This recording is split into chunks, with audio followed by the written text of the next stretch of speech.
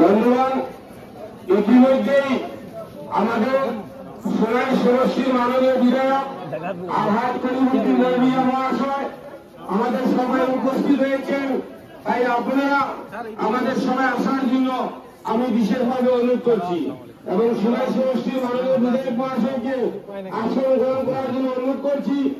তোর সঙ্গে আমাদের প্রাক্তন জিপি সভাপতি মহিউদ্দিন ওনাকে আসন গ্রহণ করার জন্য অনুরোধ করছি।